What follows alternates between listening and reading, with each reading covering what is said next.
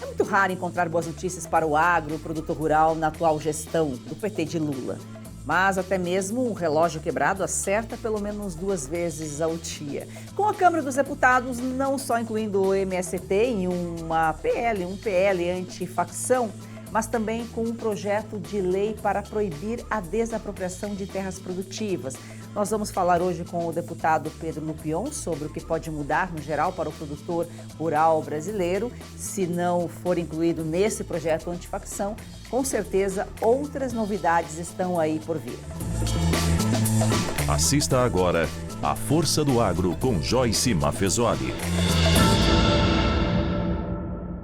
Pedro Lupion, deputado federal e presidente da Frente Parlamentar da Agropecuária. É um prazer recebê-lo, deputado. Prazer é todo meu. Obrigado pelo convite. Prazer estar com você mais uma vez, né, para a gente falar as realidades do nosso setor aí. Momento pesado, difícil que a gente está enfrentando. Exatamente. Quando é que o senhor volta aqui com boas notícias? Está difícil, né, deputado? A Câmara dos Deputados até aprovou aí o projeto de lei que proíbe a desapropriação de terras produtivas. Essa é uma boa notícia. Paralelamente, o deputado Lupion apresentou uma emenda para incluir o MST na PL, no projeto de lei antifacção. Só que como está essa situação? Parece que ali já tem um entrave, né, deputado?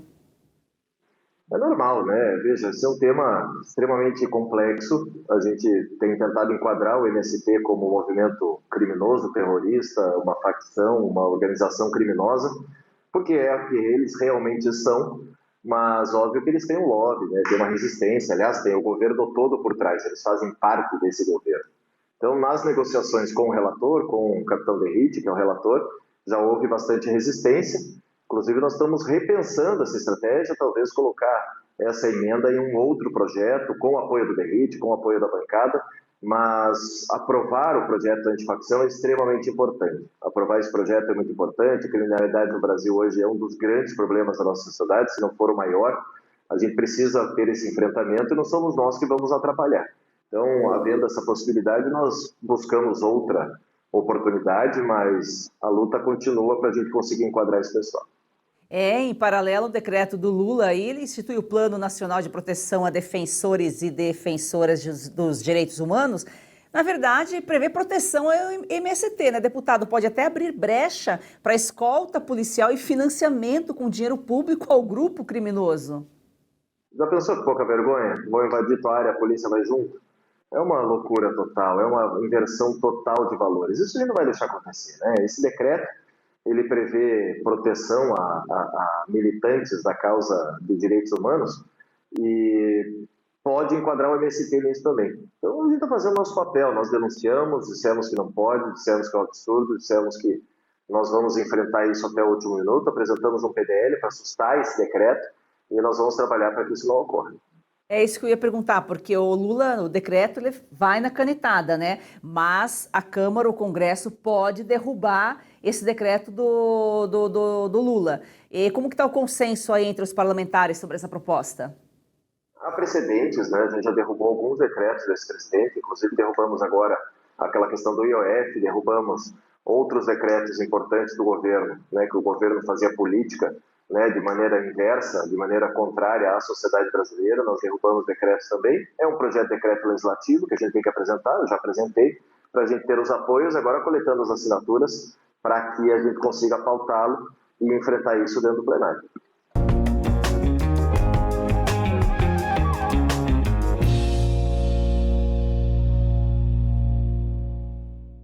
Bom, nós já continuamos a falar aqui com o deputado Lupion. Agora é Momento Jurídico com o doutor Eduardo Berbigê. Seja muito bem-vindo, doutor. Obrigado, Joyce. É um prazer estar de volta. Lula quer proibir o cultivo de tilápia enquanto libera a importação do Vietnã pela JBS. Faz vistas grossas à importação do leite em pó, de qualidade duvidosa, enquanto quebra os produtores brasileiros.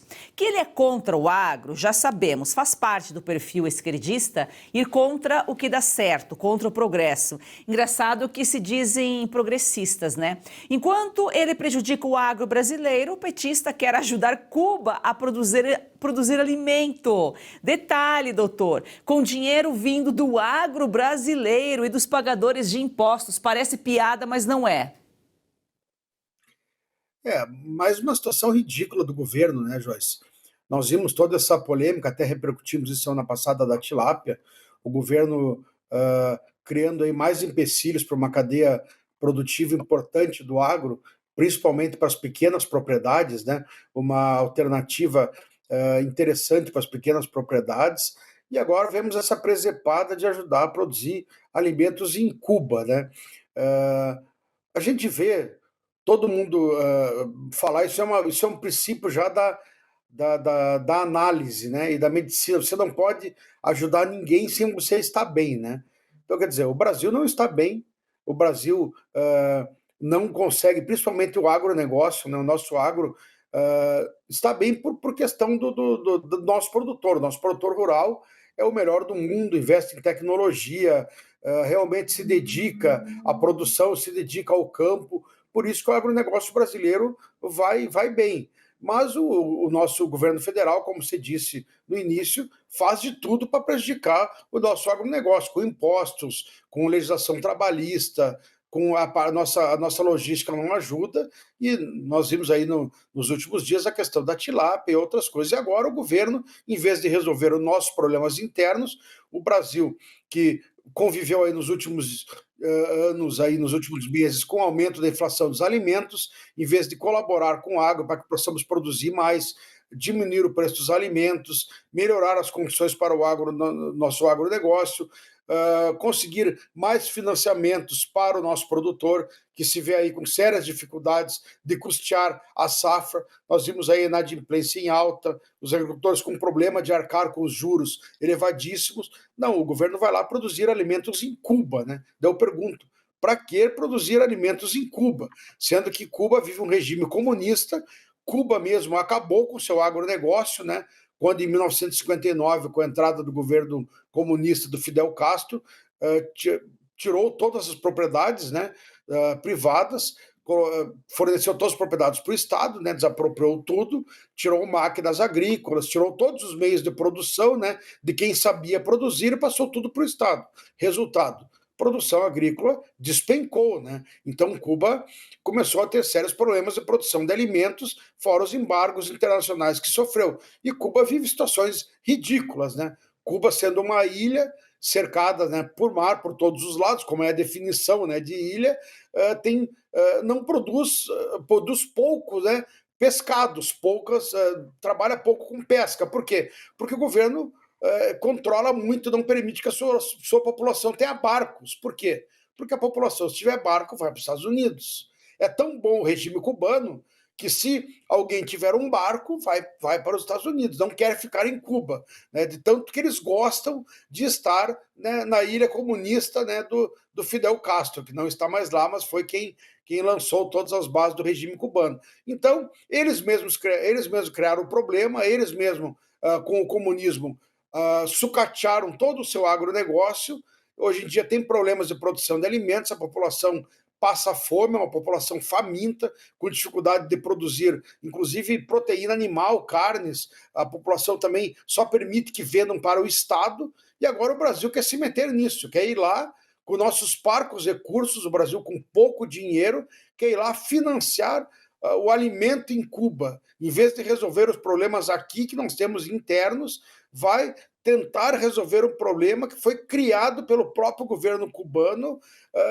Realmente praticamente inacreditável. Se não fosse esse nosso governo, eu não acreditaria que o Brasil, eu não acreditaria em uma notícia ridícula dessas. Veja só, né, doutor, se a população não pode ter barcos porque não pode fugir, se não, né, se o governo não permite que a população fuja, é porque ela vive presa ao sistema comunista, ao sistema ditatorial, como o doutor colocou aqui, foi o próprio governo que acabou com o agro, eles produzem muito pouco, o que eles produzem são obrigados a fornecer para o Estado. Em Cuba, a fome é uma realidade, consequência justamente desse governo comunista. Agora o Lula quer ir lá meter o bedelho e ajudar a produzir lá, enquanto ele não cuida do próprio país. A população tem que abrir o olho, porque estamos cada vez mais próximo da Venezuela e podemos chegar a ser uma Cuba né? Se a coisa continuar do mesmo jeito, o Lula querendo quebrar o agro, prejudicando o agro e gerando a pobreza, como nós já colocamos aqui outras vezes, porque realmente ele é o pai dos pobres, porque quanto mais pobre a população, melhor para ele. É como eu disse, né? Para ajudar os outros, precisamos estar bem primeiro, né? Ninguém é contra a filantropia, né? A ajudar os países com fome. Se o Brasil estivesse bombando, se o Brasil estivesse com a economia, né, nas nuvens, com altos níveis de crescimento, mas não é o caso, né? E no agronegócio, vamos lembrar que o Brasil está carente de recursos, carente de financiamentos. Nós vemos aí os agricultores altamente endividados, recorrendo a juros altíssimos, os bancos fechando as torneiras de crédito no Brasil, falta de recursos públicos para a agricultura, e o Brasil querer carrear os poucos recursos que nós temos para Cuba. Isso, na minha opinião, é um tapa na cara do agronegócio brasileiro, né? Se o Brasil tivesse cumprindo todos os seus compromissos com a agricultura brasileira, temos recursos públicos suficientes, juros baixos para quem quer plantar, ok, vai emprestar para Cuba, para quem quiser. Isso é uma política do governo, eu discordo, né, de emprestar para Cuba, porque Cuba que cavou seu próprio abismo, né, com a política comunista. Cuba tinha o agronegócio razoavelmente pujante até 1959, né, com bastante produção de açúcar, café, enfim, laranja, e depois tudo isso se perdeu, né, com as políticas do governo Castro. E agora o Brasil quer remediar,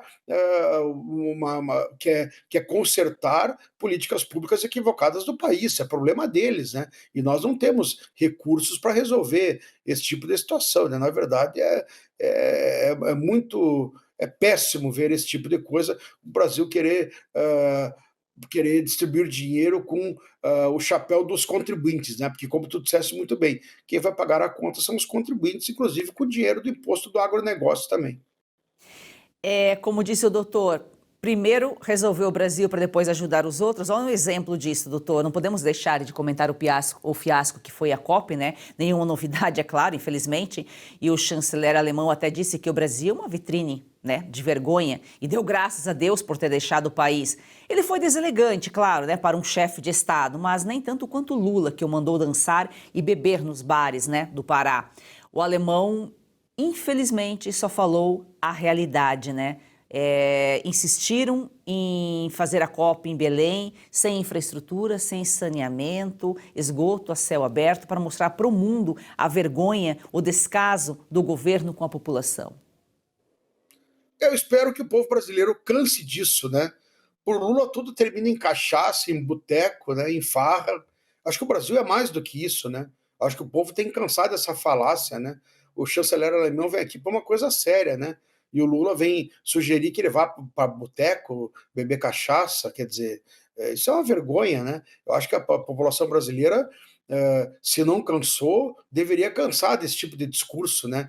Tudo para o Lula vira farra, vira bagunça, vira essa falácia, né? Ah, vá para o boteco. Não, o cara vem aqui para ver uma estrutura. E o povo de Belém tem que entender que não é nada contra Belém. Agora, é o governo que quer fazer uma coisa apressada em um lugar que não tem estrutura para receber um evento desse porte. Eu, por exemplo, moro em Curitiba. Não adianta o governo federal querer fazer uma conferência da ONU no ano que vem em Curitiba. Não tem estrutura hoteleira para isso. Vai ter as mesmas reclamações.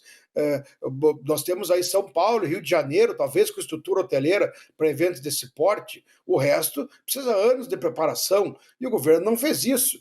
E eu estava conversando, eu estive em um evento em São Paulo semana passada e estava conversando com essa semana, desculpa, segunda-feira, estava conversando com uma pessoa que foi até a COP e ele estava me contando do caos, banheiros que não funcionam, sem água na conferência, ar-condicionado que não funciona, as pessoas num calor absurdo, sem ar-condicionado, e quando funcionava o ar-condicionado, sem a vazão necessária para refrescar, né, o mínimo num calor absurdo que é Belém do Pará. Então, quer dizer, falta de estrutura de estacionamento, de acesso às pessoas. Então, é muito ruim a logística da COP. Então, realmente, as pessoas não veem do outro lado do mundo ou de horas de viagem para passar esse tipo de coisa. Então, realmente, as pessoas vão criticar. Então, não é nada contra a cidade de Belém, é a União Federal, é o governo federal que faz uma coisa atabalhoada, apressada de uma cidade que não tem estrutura. Belém não tem estrutura para receber esse tipo de evento. E não é demérito, não é nada contra o povo de Belém ou contra a cidade de Belém, que é uma cidade maravilhosa, não é isso.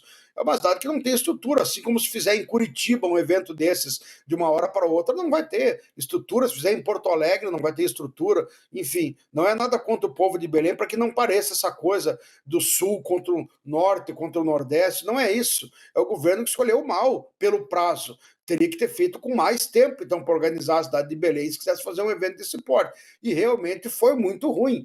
Eu conversei com essa pessoa que esteve realmente lá e com algumas pessoas, aí não pessoalmente por telefone, realmente foi o evento, realmente em termos de organização, deixou muito a desejar. Então a repercussão internacional, obviamente que os chefes de Estado e as delegações vão comentar isso, e isso fica muito ruim para o Brasil, né? Em termos de repercussão, as pessoas levam uma imagem negativa. Usasse parte desse dinheiro que ele e sua senhora esbanjaram, né? Poderiam resolver ali a situação de Belém, mas o que esperar realmente, como disse o doutor aqui, de uma pessoa, né, como Lula, que para ele tudo termina em cachaça. Doutor, só pegando um gancho aqui no assunto de hoje, que estamos tratando aqui no programa, né, que fala sobre o MST, a Justiça autorizou a Universidade Federal de Pernambuco a criar o curso de medicina exclusivo para membros do MST, sem Enem e bancado com dinheiro público. Bom, isso é absolutamente inconstitucional, né? Eu torço para que as instâncias superiores corrijam isso o mais rápido possível, né? Não tem cabimento, né? Até porque nós sabemos que os critérios do MST, de filiação dos seus membros, são frouxos também, né? Daqui a pouco nós vamos ter uma lista de pessoas ali entrando no MST para fazer faculdade de medicina, né? Então, quer dizer, é uma vergonha, né? É uma vergonha isso e o que credencia os membros do MST a serem alunos de medicina. Não entendi a relação, né, entre o MST e a medicina para eles terem esse direito, né, a ter essa faculdade exclusiva. É mais um absurdo, mais uma distorção demagógica, né, que o Brasil quer criar, né, para sanar, talvez fazer algumas reparações históricas, que eu não vejo reparação histórica nenhuma que o MST mereça, né? Para mim o MST é um grupo terrorista que deveria ser extinto, né? Pelo menos da maneira como age. Na minha opinião, o direito de manifestação é constitucional, é livre, agora o direito de depredação, o direito de ameaça, o direito de violência, de crime, isso não existe, não há esse direito, né? Isso é crime. E é o que o MST pratica, né? Depredando, ameaçando, agredindo pessoas. Então, não pode haver um grupo no Brasil que tenha esse direito e muitas vezes abrigado pelo Estado, né? Nós vimos aí o próprio presidente Lula, o MST fez coisas muito mais graves do que aconteceram no 8 de janeiro, e o presidente Lula anistiou o MST, não deixou que acontecesse nada, porque considera um movimento popular ilegítimo, né? Então, o MST tem carta branca para fazer o que quiser, para botar fogo em Brasília, e o 8 de janeiro foi lá com bandeiras, óbvio que teve baderna, e nós já falamos aqui, quem depredou, quem depredou patrimônio público, enfim, quem cometeu crime tem que pagar, agora proporcionalmente, né? Não 20 anos de cadeia por pintar de batom a estátua do Supremo, né? E o MST que entrou com força, com faca, botou fogo em prédios públicos, eu não vi ninguém ser punido, né? Então eu discordo dos propósitos do MST, na minha opinião é um grupo terrorista travestido de movimento político, e agora consegue mais essa benesse aí, que é a Faculdade de Medicina, que, como eu disse, repito, eu não consigo ver uma lógica, um vínculo entre a medicina e o MST. É mais um absurdo aí, produzido pelo Judiciário brasileiro. Mas é justamente esse o objetivo, doutor, oferecer o curso exclusivo de medicina para atrair tolos para o MST. Doutor, um excelente final de semana. Muito obrigado, Joyce, igualmente a você e nossos telespectadores.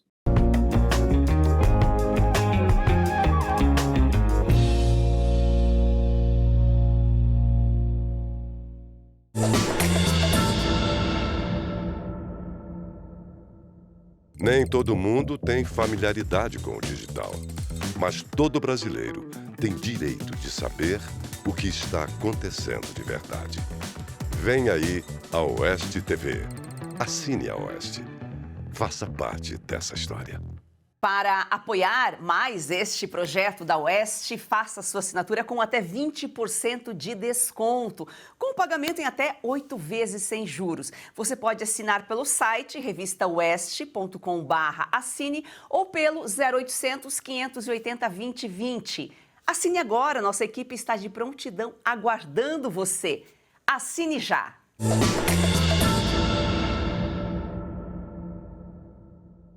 Deputado, recentemente nós recebemos aqui, demos espaço para produtores rurais para falar das invasões em Guaíra e Terra Roxa, né? Que são invasões de falsos indígenas importados do Paraguai, mas tudo tem ligação aí com o MST, com esses movimentos criminosos, que o único objetivo deles é invadir propriedade privada, é destruir o que existe de bom, porque ali tem várias situações de reintegração de posse já há algum tempo, o proprietário não consegue fazer a reintegração de posse. O senhor está acompanhando aí no seu estado, essas regiões aí, como que está essa situação? Eu acompanho muito, aliás, tenho ajudado bastante o pessoal ali, né? Principalmente o pessoal de Guaíra e Terra Roxa, com quem a gente tem um ótimo contato. Nós participamos de todas as negociações possíveis, inclusive eu fui parte da comissão que negociou tudo isso lá com o ministro Gilmar Mendes, a Comissão de Conciliação lá no STF. São 3 processos hoje, tem um com Toffoli, um com Fachin e um com Gilmar Mendes. Infelizmente foi o ministro Fachin, que hoje é quem exerce a presidência do Supremo, que cassou as liminares, né, cassou todas as reintegrações de posse e obrigou a Força Nacional a proteger os ditos indígenas, ou seja, garantindo a proteção policial para os invasores.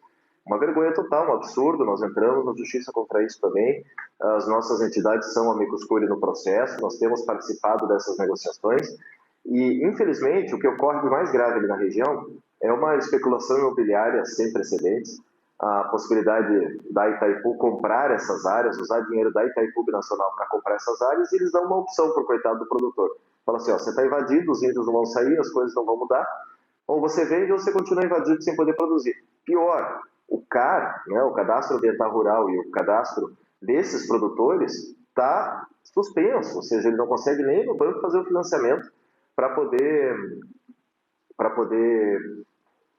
financiar sua safra, financiar sua produção, modernizar sua propriedade.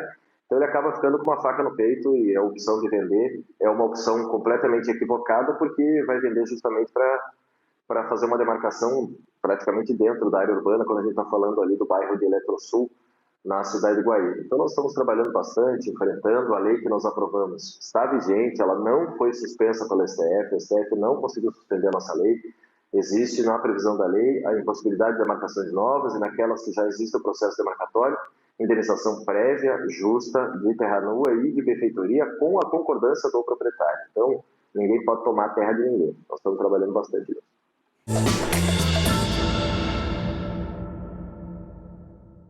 Você já perdeu as contas de quantos comprimidos toma por dia para tentar aliviar suas dores? Cansado dos efeitos colaterais que isso causa no seu corpo? Como dor nas juntas, nas costas, nas pernas, dor para levantar, até para dormir. A verdade é uma só, você merece se sentir bem de novo e isso é possível. Com certeza, é isso mesmo. A Vitae Gold traz para você um produto completo de verdade. O Vitae 7 em 1 é uma fórmula com 7 ativos mais indicados por especialistas, agora em apenas 2 cápsulas por dia. Chega de tantos remédios, mais praticidade, mais saúde e menos dor. É isso aí, imagina só, fortalecer os seus ossos, reduzir as inflamações, proteger os seus músculos e cartilagens, recuperar a disposição e ainda reforçar a sua imunidade. Tudo isso com uma fórmula natural, com comprovação científica que age de verdade onde a dor começa. E a nossa querida Lucinha Lins já incluiu o Vitae 7 em 1 na rotina. Vamos ver o que ela conta pra gente.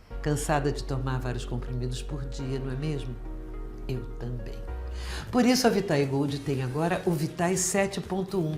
São os 7 principais ativos para cuidar da sua saúde e ajudar você que sofre com dores nas articulações, artrite, artrose, reumatismo, fibromialgia. A Vitae Gold desenvolveu um creme de massagem e vai mandar aí para você de presente. Ligue 0800 291 2200. É isso mesmo, o Vitae 71 mudou a rotina da Lucinha e pode transformar a sua também. Ligue agora para 0800 291 2200 e aproveite a oferta exclusiva.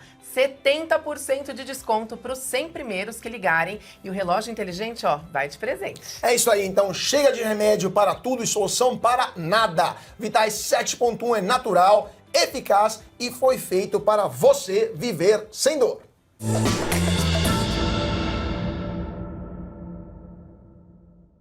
Falando agora do projeto que foi aprovado na Câmara, o que muda na prática com a proibição da desapropriação de terras produtivas para a reforma agrária? Na verdade, a gente teve que fazer mais do mesmo. Nós tivemos que garantir o óbvio, né? Infelizmente, no nosso sistema judiciário, nosso sistema legal, às vezes a gente é obrigado a fazer isso. A lei já diz que terra produtiva não pode ser desapropriada. Isso já está claro na lei. O direito de propriedade já garante isso. Agora, começou uma série de desrespeitos em relação a essa possibilidade. Quando esse governo foi mudar o entendimento e o Supremo Tribunal Federal entrou nessa conta de mudar o entendimento sobre o uso social da terra e colocou a produtividade da área como um dos critérios nesse uso social, na função social da terra, a gente precisou deixar claro que terra produtiva não pode ser desapropriada, porque senão eles estavam usando isso de subterfúgio para poder colocar isso como um dos critérios para a desapropriação de áreas, que são áreas produtivas, áreas que funcionam bem, que trabalham bem, e com um critério muito subjetivo do que é a função social, se ela cumpre ou não cumpre a função social dessa área.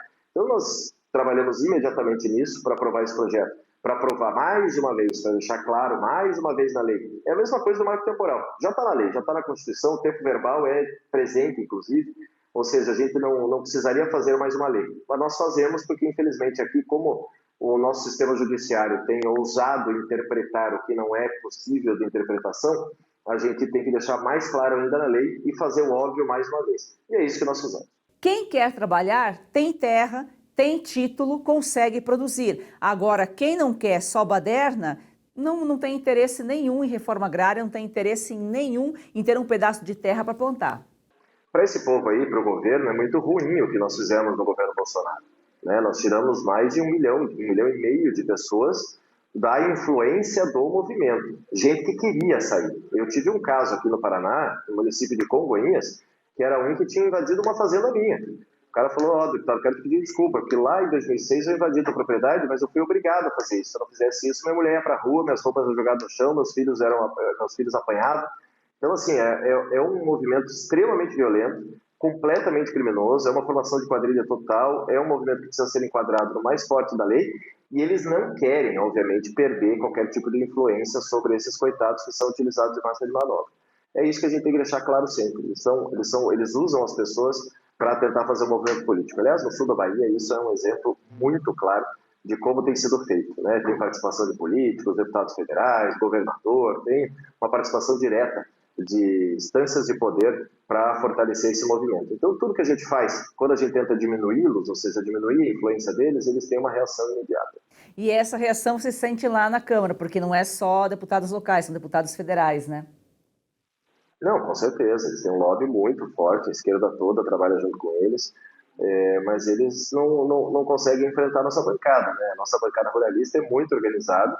Quando a gente está falando de invasão de propriedade privada, nós temos um apoio maciço dos líderes partidários, né? Os líderes do dito Centrão estão sempre junto conosco nessas pautas sobre segurança jurídica no campo, direito de propriedade. Na última votação, por exemplo, nós colocamos 404 votos contra as invasões de propriedade. Então, nisso a gente tem conseguido um protagonismo importante. que um cidadão de bem que está lá no Congresso vai aprovar contra o crime, com certeza. Deputado, muito obrigada pela sua participação aqui, volte sempre. É sempre bom estar aqui para prestar um serviço para o nosso público aí, o que a frente está fazendo, porque é muito trabalho e as coisas não acontecem de um dia para o outro, né? As invasões são muito rápidas de acontecer, mas todo o trabalho que vocês desenvolvem aí é um trabalho de formiguinha e demora um tempo, às vezes, para vir o resultado, né? Eu que agradeço, obrigado pelo convite, estou sempre à disposição para a gente conversar. O pessoal me pergunta, fala assim, nossa, você está aparecendo demais, você está trabalhando muito. Eu falei, que esse povo dá motivo para a gente todos os dias, né? E hoje nós estamos mais uma vez enfrentando cada dia novidades que são impostas a nós por esse governo. Mas estamos aqui à disposição, trabalhando, incansáveis, defendendo o produtor rural brasileiro. Obrigada. Gratidão a você que nos acompanha aqui. A Força do Agro, o melhor do Brasil, começa no campo.